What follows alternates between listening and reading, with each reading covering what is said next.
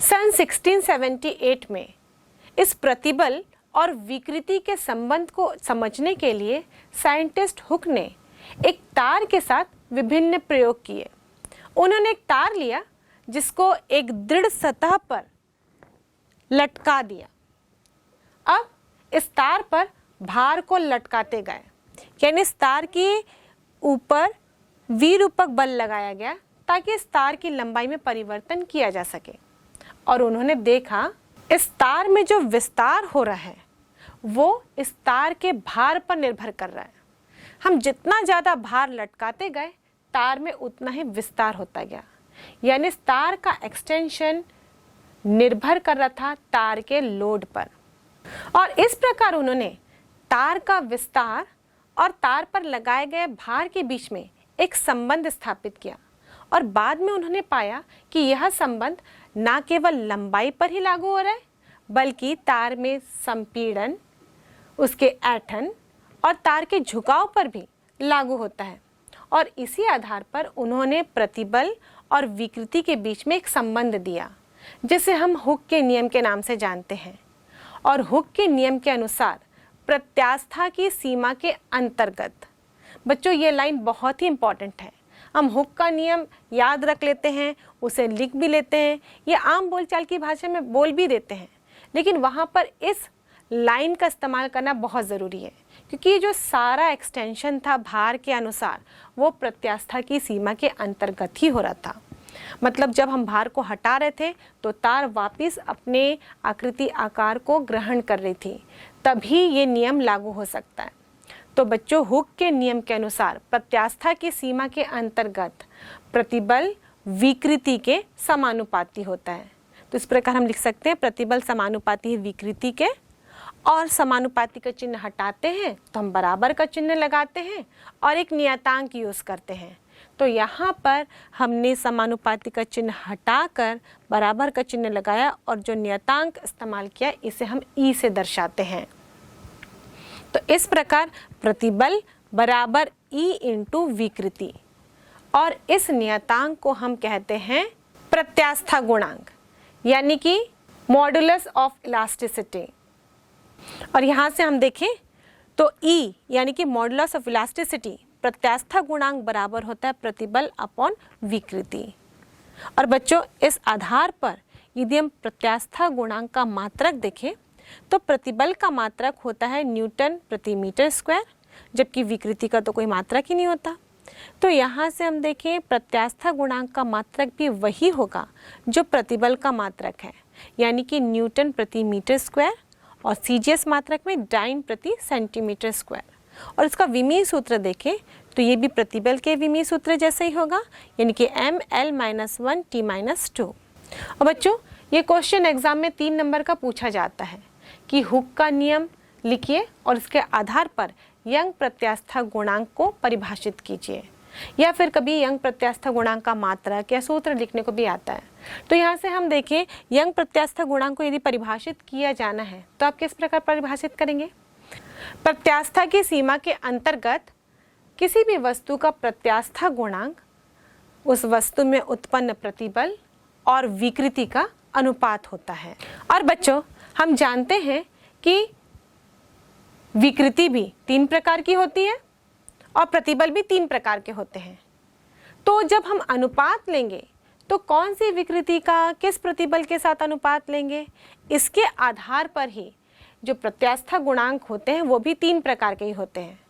सबसे पहला यंग प्रत्यास्था गुणांक, यानी कि यंग्स मॉडुलस ऑफ इलास्टिसिटी। दूसरा है आयतन प्रत्यास्था गुणांक, यानी कि बल्क मॉडुलस। और तीसरा है दृढ़ता गुणांक, यानी कि मॉडुलस ऑफ रिजिडिटी। तो बच्चों सबसे पहले हम तीनों प्रकार के प्रतिबल को लिख लेते हैं। हमारे पास 3 प्रकार के प्रतिबल कौन कौन से हैं। अनुदैर्ध्य प्रतिबल, दूसरा है अभिलंब प्रतिबल, और तीसरा है अपरूपण प्रतिबल। अब 3 प्रकार की विकृति कौन कौन सी है। सबसे पहले अनुदैर्ध्य विकृति हम पढ़े थे, फिर आयतन विकृति, और तीसरा है अपरूपण विकृति। अब इन्हीं का अनुपात अलग अलग रेशियो को बताता है। जब हम अनुदैर्ध्य प्रतिबल का अनुपात अनुदैर्ध्य विकृति से लेते हैं तो ये यंग प्रत्यास्था गुणांक बन जाता है।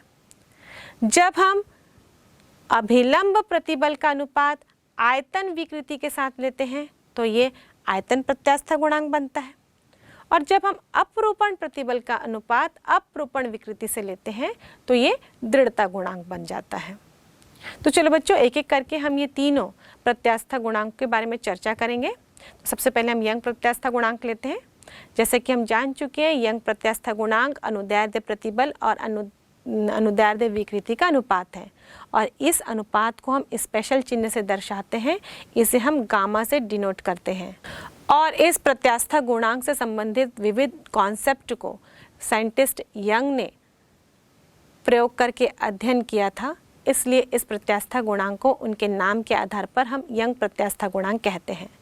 तो अब देखते हैं इसका सूत्र क्या होगा। यंग ने भी एक तार लिया था और इस तार को एक दृढ़ आधार से लटका दिया था।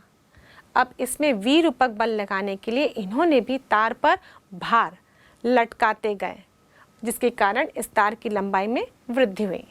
मान लीजिए तार की प्रारंभिक लंबाई हम L ले रहे हैं और भार के लटकाने पर इस पे लंबाई में जो परिवर्तन हो रहा है इसे हम स्मॉल l से दर्शा रहे हैं।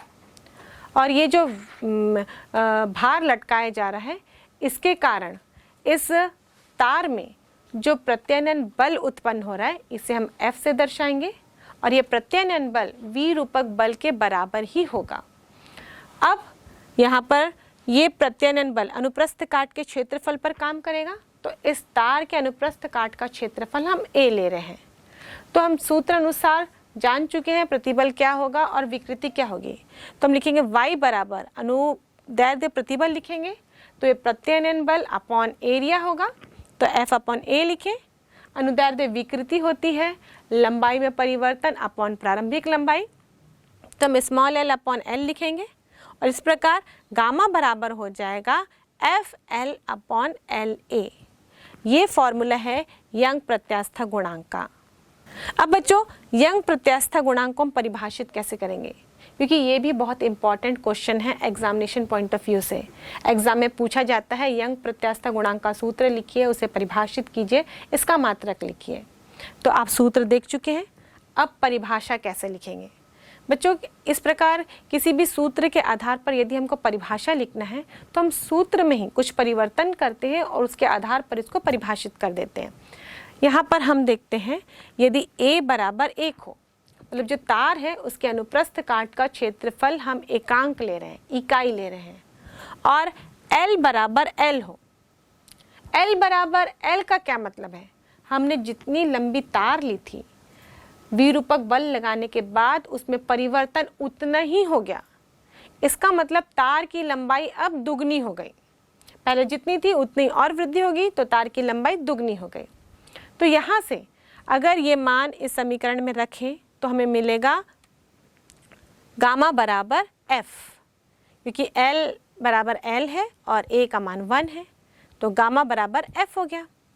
इस प्रकार हम यंग प्रत्यास्था गुणांक को इस तरह से परिभाषित कर सकते हैं।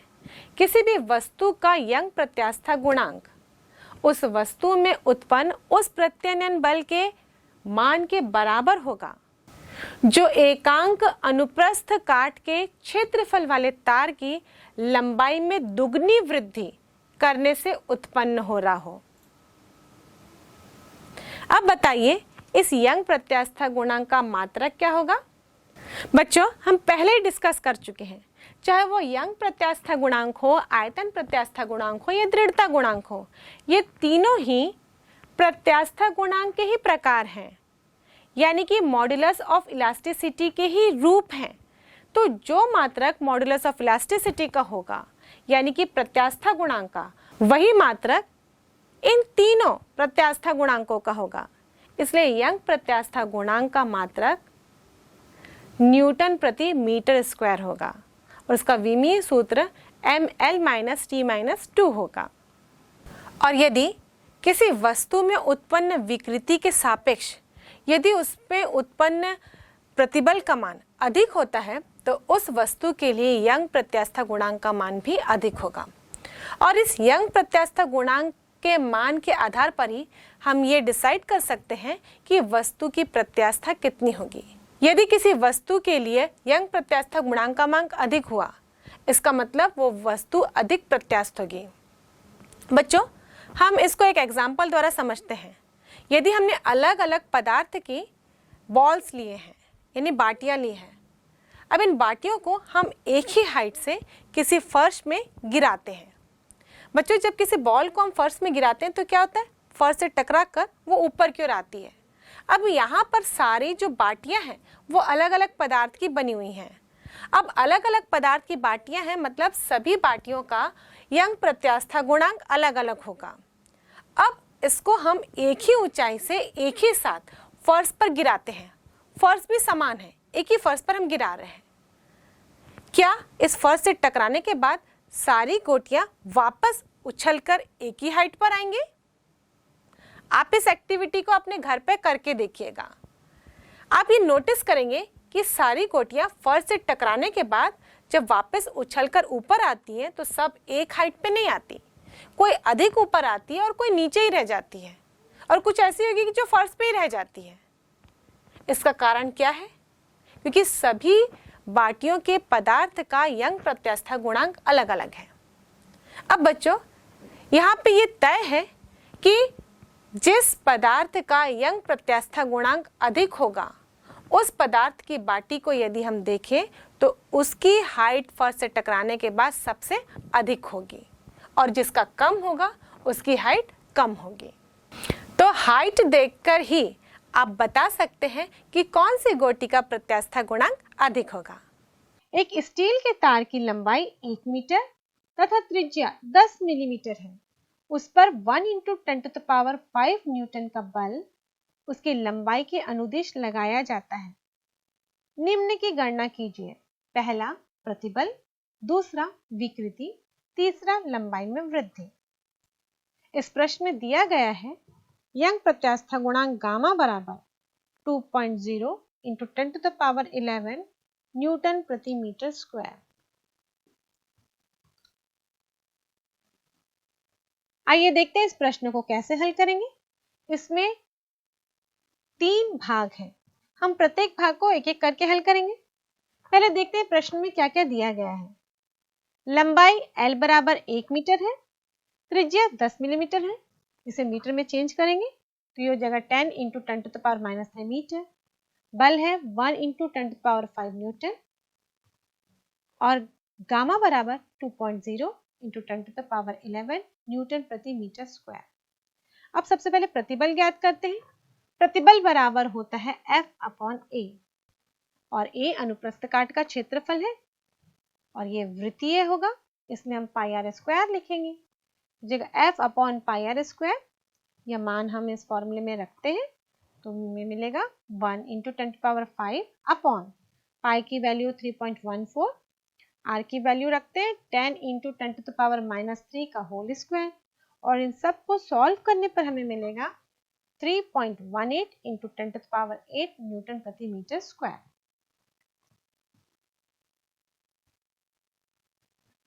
अब हम विकृति कैलकुलेट करते हैं। विकृति को हम यंग प्रत्यास्थ गुणांक के सूत्र से कैलकुलेट करेंगे। यंग प्रत्यास्थ गुणांक बराबर होता है प्रतिबल अपॉन विकृति। तो विकृति बराबर होगा प्रतिबल अपॉन यंग प्रत्यास्थ गुणांक। प्रतिबल का मान है 3.18 × 10⁸ अपॉन यंग प्रत्यास्थ गुणांक है 2 × 10⁻11। अब इसे हल करने पर हमें विकृति का मान प्राप्त होगा 1.59 × 10⁻³ बच्चों, विकृति एक विमाहीन राशि होती है, इसलिए हम यहाँ पर कोई भी मात्रक नहीं लिखेंगे। अब हम लंबाई में वृद्धि निकालेंगे। इसके लिए हम विकृति के फॉर्मूले का इस्तेमाल करेंगे। विकृति बराबर होती है लंबाई में परिवर्तन अपॉन प्रारंभिक लंबाई। तो यहाँ पर लंबाई में वृद्धि यानी कि स्मॉल l बराबर हो जाएगा कैपिटल L इंटू विकृति, और प्रारंभिक लंबाई है 1 मीटर, और विकृति का मान अभी हमने कैलकुलेट किया, ये 1.59 × 10⁻³ इसका मतलब लंबाई में वृद्धि होगी 1.59 × 10⁻³ मीटर, जिसे हम 1.59 मिलीमीटर भी लिख सकते हैं। जब किसी वस्तु पर विरूपक बल लगाते हैं तो उसकी विमा में परिवर्तन होता है, इसे हम विकृति कहते हैं। विरूपक बल यानी डीफॉर्मिंग फोर्स लगाया जाता है तो वस्तु में प्रत्यानयन बल कार्य करता है, और जब प्रत्यानयन बल को एकांक क्षेत्रफल के लिए कैलकुलेट किया जाता है तो उसे हम प्रतिबल कहते हैं। और यह प्रतिबल विरूपक बल के बराबर होता है किंतु दिशा में विपरीत होता है। और जब प्रतिबल और विकृति के बीच में ग्राफ खींचा जाता है तो इसे हम प्रतिबल विकृति ग्राफ, स्ट्रेस स्ट्रेन ग्राफ कहते हैं। तो अब हम इस स्ट्रेस स्ट्रेन ग्राफ के बारे में अध्ययन करते हैं। अब हम एक स्प्रिंग लेंगे और उस पर भार लटकाकर उसमें उत्पन्न विकृति और उसके कॉरस्पॉन्डिंग प्रतिबल के बीच में ग्राफ बनाते हैं और इन ग्राफ के विभिन्न भागों की चर्चा करते हैं। हम देखते हैं कि जैसे स्प्रिंग पर भार लटकाया जाता है, स्प्रिंग की विमा में परिवर्तन हो जाता है, स्प्रिंग की लंबाई बढ़ जाती है। हम इस लंबाई को नोट करेंगे और इस स्प्रिंग पर भार लटकाने के साथ साथ प्रतिबल भी कार्य करेगा और इस प्रतिबल का मान इस भार के बराबर ही होगा। तो हम इन दोनों को नोट करते जाएंगे और इसकी सहायता से प्रतिबल और विकृति के बीच में ग्राफ बनाएंगे तथा इन ग्राफ के विभिन्न भागों की चर्चा करेंगे। इस ग्राफ में जैसे हमको नजर आ रहा है, ग्राफ का OA भाग सरल रेखा होता है और हुक के नियम के अनुसार प्रत्यास्था की सीमा के अंतर्गत प्रतिबल विकृति के समानुपाती होता है, यानी stress is directly proportional to strain, और इसीलिए बिंदु A को अनुक्रमानुपाती सीमा कहते हैं, यानी कि प्रोपोर्शनैलिटी लिमिट। बिंदु A के आगे बिंदु B तक तार में प्रत्यास्था का गुण तो होता है किंतु प्रतिबल विकृति के अनुक्रमानुपाती नहीं होता। और ग्राफ के OB भाग को प्रत्यास्थ क्षेत्र यानी इलास्टिक रेंज कहते हैं। यदि O और B के बीच में कहीं भी भार को हटा लिया जाए तो उस स्थिति में स्प्रिंग अपनी पूर्व अवस्था को वापस प्राप्त कर लेता है। यदि ग्राफ से समझे तो तार BAO पथ द्वारा अपनी मूल लंबाई को प्राप्त कर लेता है। इसलिए बिंदु B को प्रत्यास्थ सीमा या इलास्टिक लिमिट के नाम से जानते हैं। स्पष्ट है कि O और B के बीच इस स्प्रिंग का पदार्थ प्रत्यास्थ आचरण प्रदर्शित करता है। बिंदु B के आगे तार में स्थायी विरूपण होने लगता है, अतः बिंदु B को पराभव बिंदु यानी कि यील्ड पॉइंट भी कहते हैं। बिंदु B के संगत प्रतिबल को पराभव सामर्थ्य कहते हैं, यानी कि यील्ड स्ट्रेंथ।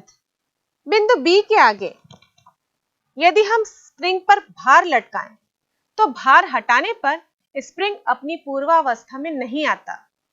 इस प्रकार हम कह सकते हैं कि B और D के बीच विरूपण स्थायी हो जाता है और इस विरूपण को प्लास्टिक विरूपण कहते हैं। बिंदु B के आगे B और D के बीच मान लीजिए एक बिंदु C लेते हैं। इस पर स्प्रिंग पर लटकाए गए भार को और बढ़ाने पर तार में प्रत्यास्था का गुण समाप्त हो जाता है, अतः भार को हटाने पर स्प्रिंग वापस अपनी पूर्वावस्था में नहीं आता और उसमें उत्पन्न विकृति स्थायी हो जाती है। और यदि हम ग्राफ से समझें तो भार को हटाने पर तार CBAO पथ का अनुसरण नहीं करता बल्कि CO' पथ का अनुसरण करता है। स्पष्ट है कि प्रतिबल शून्य होने पर भी तार के पदार्थ में स्थायी विकृति OO' उत्पन्न हो जाती है और OO' को स्थायी विरूपण कहते हैं। बिंदु D के संगत प्रतिबल को चरम तनन सामर्थ्य तथा बिंदु D को चरम सामर्थ्य बिंदु कहते हैं।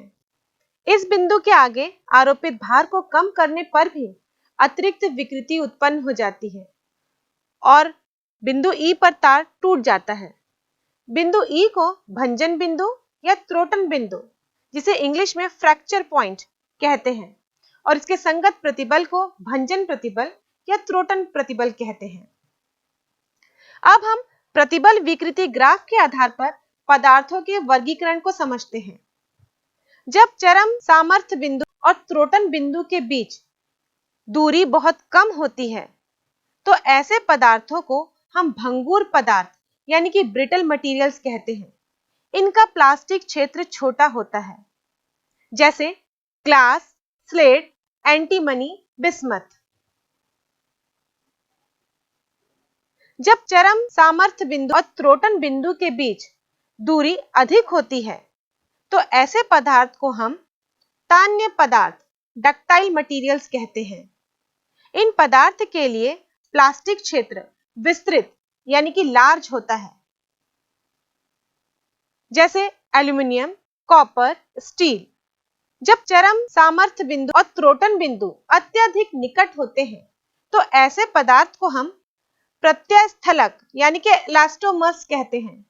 इलास्टोमर्स ऐसे पदार्थ को कहते हैं जो मूल लंबाई से कई गुना तक खींचे जा सकते हैं। इन पदार्थों में उत्पन्न विकृति प्रतिबल की तुलना में अत्यधिक होती है। यह ग्राफ प्रत्यास्थ मटेरियल्स का है। रबर, महाधमनी के प्रत्यास्थ उत्तक आदि प्रत्यास्थलक के उदाहरण हैं, और ग्राफ से यह स्पष्ट है कि इसका कोई सुस्पष्ट प्लास्टिक क्षेत्र नहीं होता। इस चित्र में दो पदार्थों ए और बी के लिए प्रतिबल विकृति ग्राफ प्रदर्शित किए गए हैं। ग्राफ एक ही पैमाने पर बने हैं। अब इस ग्राफ के आधार पर कुछ प्रश्नों के आंसर दीजिए। पहला, किस पदार्थ का यंग मापांक अधिक है? तो बच्चों, इस ग्राफ से हम स्टडी करते हैं। पदार्थ ए का यंग मापांक अधिक है, क्योंकि समान विकृति उत्पन्न करने के लिए पदार्थ ए के लिए प्रतिबल अधिक है। अगला प्रश्न, कौन सा पदार्थ अधिक तन्य है? पदार्थ ए पदार्थ बी से अधिक तन्य है, क्योंकि ए का प्लास्टिक क्षेत्र बी के प्लास्टिक क्षेत्र से अधिक है। कौन सा पदार्थ अधिक भंगुर है? चित्र अनुसार हम देखें, पदार्थ बी अधिक भंगुर है, क्योंकि इसका प्लास्टिक क्षेत्र बहुत ही कम है। कौन सा पदार्थ अधिक मजबूत है? पदार्थ ए अधिक मजबूत है, क्योंकि पदार्थ ए के लिए त्रोटन बिंदु के संगत प्रतिबल पदार्थ बी की तुलना में अधिक है। अब चलो बच्चों, हम बल्क मॉडुलस यानी कि आयतन प्रत्यास्था गुणांक के बारे में चर्चा करते हैं। जैसे कि हमने पहले भी बताया कि ये जो बल्क मॉडुलस है, ये अनुपात होता है अभिलंब प्रतिबल और आयतन विकृति का, और इसे हम कैपिटल लेटर के से दर्शाते हैं। इसे हम बल्क मॉडुलस कहते हैं। अब इसका फॉर्मूला ज्ञात करने के लिए हमें आयतन में परिवर्तन करके देखना होगा। तो हम गैस के आयतन में परिवर्तन करके उस गैस के लिए आयतन प्रत्यास्था गुणांक ज्ञात करेंगे। अब बच्चों, इसके लिए हम एक सिलेंडर और पिस्टन वाली व्यवस्था लेते हैं, क्योंकि हमको उस गैस के आयतन को कम करना है। तो कम करने के लिए वहां पर दाब बढ़ाना होगा, क्योंकि किसी भी गैस को निश्चित रूप से अध्ययन करने के लिए हम 3 पैरामीटर का इस्तेमाल करते हैं, ताप, दाब और आयतन। तो यहाँ पर आयतन का संबंध उसके दाब के साथ होता है। हम जानते हैं बॉयल के नियम के अनुसार यदि दाब बढ़ाया जाए तो आयतन में कमी आ जाती है। तो इस प्रकार हम यहाँ पर गैस ले रहे हैं जिसको इस सिलेंडर में भरकर रखे हैं, और ये मान के चल रहे हैं कि जो पिस्टन हमने लिया है वो बिल्कुल एयर टाइट है, मतलब उसमें से हवा नहीं निकलेगी। साथ ही ये पिस्टन घर्षण रहित है, मतलब घर्षण कर जब पिस्टन को हम ऊपर और नीचे की ओर करेंगे तो इसमें बेलन की दीवारों के साथ कोई भी घर्षण नहीं होगा, क्योंकि यदि घर्षण होता है तो वहाँ पर ऊष्मीय ऊर्जा उत्पन्न हो जाती है और इस गैस का ताप बढ़ जाएगा। इसलिए हम यहाँ पर ये मान के चल रहे हैं कि पिस्टन घर्षण रहित है, और ये जो बेलन और पिस्टन का सिस्टम है ये बिल्कुल एयर टाइट है। अब मान लेते हैं इस बेलन के अंदर जो गैस भरी है उसका आयतन V है और इसका दाब P है। अब जैसे ही इस पिस्टन को हम दबाते हैं तो इस सिलेंडर के अंदर जो गैस भरी है उसके दाब में वृद्धि हो जाएगी और ये पिस्टन जब नीचे की ओर आएगा तो इस बेलन के अंदर जो गैस है उसके आयतन में कमी आ जाएगी। अब यहाँ पर हम जो बल लगा रहे हैं वो इस पिस्टन के अनुप्रस्थ काट के क्षेत्रफल लंबवत लगा रहे हैं और इसीलिए यहाँ पर जो प्रतिबल उत्पन्न होगा वो अभिलंब प्रतिबल होगा और ये अभिलंब प्रतिबल का मान दाब में परिवर्तन के बराबर होगा। जैसे कि हम पहले ही डिस्कस कर चुके हैं कि प्रतिबल और दाब का मात्रक एक ही होता है, फोर्स अपॉन एरिया। बस फर्क ये है कि दाब बाह्य बल होता है जबकि प्रतिबल की बात करें तो ये आंतरिक प्रत्यानयन बल प्रति एकांक क्षेत्रफल में मापन किया जाता है। तो यहाँ पर हम अभिलंब प्रतिबल निकालने के लिए इस दाब में परिवर्तन को ही कैलकुलेट करेंगे। तो जब हमने दाब बढ़ाया तो दाब हो जाएगा P प्लस डेल्टा P। जो दाब में चेंज किए हम लोग, मान लीजिए स्मॉल चेंज मतलब दाब को हमने थोड़ा ही बढ़ाया तो इसे हम डेल्टा P से रिप्रेजेंट कर रहे हैं। आप चाहे तो स्मॉल लेटर P से भी रिप्रेजेंट कर सकते हैं, जैसे कि हमने अनुदैर्ध्य विकृति के समय स्मॉल l और कैपिटल L का इस्तेमाल किया था। लेकिन यहाँ पर बहुत सारे टर्म्स अभी आने वाले हैं और आप स्मॉल लेटर कैपिटल लेटर लिखने में हो सकता है मिस्टेक कर जाएं, क्योंकि कैपिटल लेटर P और स्मॉल लेटर P लगभग एक जैसे ही दिखता है, इसलिए यहाँ पर हमने डेल्टा रिप्रेजेंट किया है। और लंबाई वाले में हम लोग स्मॉल l और कैपिटल L यूज़ किए थे तो ये दोनों ही नोटेशंस अलग अलग ही दिखते हैं, तो वहाँ मिस्टेक होने के चांसेस नहीं थे। पर फिर भी मैंने आपको बोला था जो चाहे तो आप स्मॉल l की जगह डेल्टा L भी लिख सकते हैं। फिलहाल हम यहाँ पर जो दाब में परिवर्तन हो रहा है उसको डेल्टा P से रिप्रेजेंट कर रहे हैं और यह दाब में वृद्धि अभिलंब प्रतिबल के बराबर होगा। तो अभिलंब प्रतिबल बराबर डेल्टा P लिखेंगे। अब मान लीजिए इस दाब के कारण आयतन में कमी आ गई और इस आयतन में कमी को हम डेल्टा V से दर्शा रहे हैं। तो जो आयतन विकृति होती है उसके सूत्र अनुसार हम लिखते हैं आयतन में परिवर्तन अपॉन प्रारंभिक आयतन। तो हम लिखेंगे डेल्टा V माइनस V। पर यहाँ आयतन में कमी आ रही है और दाब के साथ इसकी तुलना करें तो दाब बढ़ रहा है और आयतन में कमी आ रही है। इस अंतर को दर्शाने के लिए हम यहाँ पर माइनस चिन्ह का इस्तेमाल करेंगे। तो बच्चों माइनस चिन्ह केवल इसी बात का घोतक है कि दाब बढ़ाया जा रहा है तो आयतन में कमी आ रही है। तो इस प्रकार यदि आयतन गुणांक के लिए सूत्र देखें तो ये होगा K बराबर अभिलंब प्रतिबल यानी कि डेल्टा P अपॉन आयतन विकृति यानी कि minus delta V upon V। तो इस प्रकार K बराबर हो जाएगा minus delta P into V upon delta V। बच्चों इस सूत्र के आधार पर आयतन गुणांक का मात्रक क्या होगा? तो बच्चों मैं आपको पहले ही बता चुकी हूँ कि सूत्र चाहे जो भी हो, इस सूत्र के आधार पर आप सोचेंगे कि हम आयतन गुणांक का मात्रक निकालें या फिर जैसे कि हम पहले भी निकाल रहे थे यंग्स मॉडुलस का मात्रक, आगे हम दृढ़ता गुणांक के लिए भी मात्रक निकालेंगे। तो चाहे जो भी फॉर्मूला आए ये तीनों ही मॉडुलस ऑफ इलास्टिसिटी हैं यानी कि प्रत्यास्था गुणांक ही हैं, तो इन सभी के मात्रक एक ही होंगे।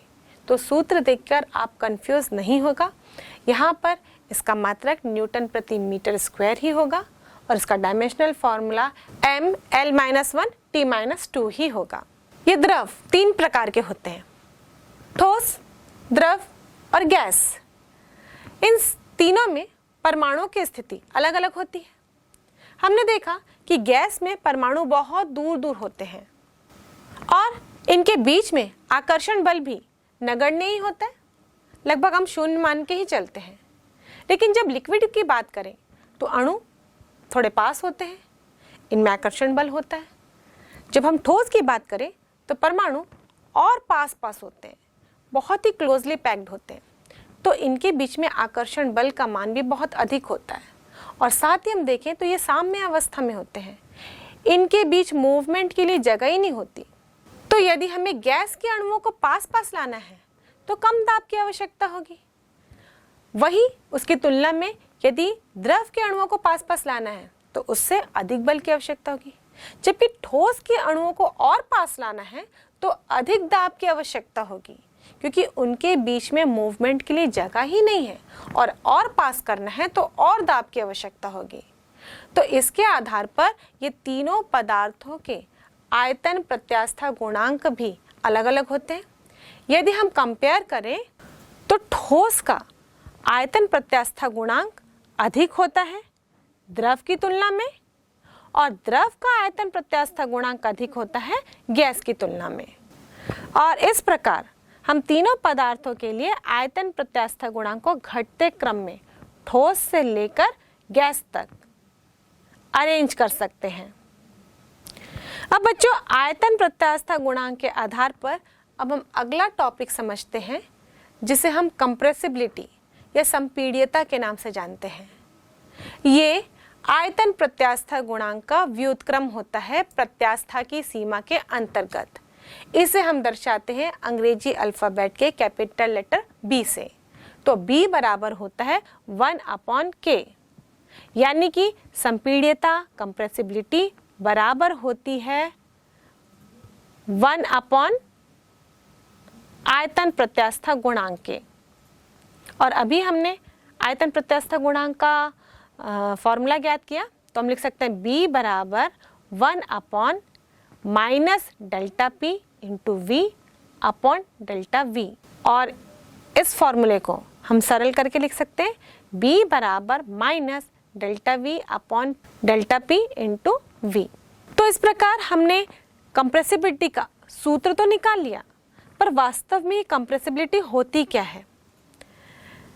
यदि हम ΔP बराबर 1 लें, यानी कि जो दाब में वृद्धि हो रही है या परिवर्तन हो रहा है उसको हम इकाई लेते हैं, और साथ ही हम गैस का प्रारंभिक आयतन को भी इकाई ले रहे हैं, तो उस कंडीशन में B बराबर -ΔV होगा।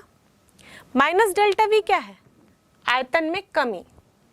तो इस प्रकार हम कंप्रेसिबिलिटी यानी संपीड्यता को इस प्रकार परिभाषित कर सकते हैं कि इकाई आयतन के पदार्थ में यदि इकाई दाब की वृद्धि की जाए तो उस समय उसके आयतन में जो कमी आती है वो पदार्थ की कंप्रेसिबिलिटी यानी कि संपीड्यता के बराबर होती है।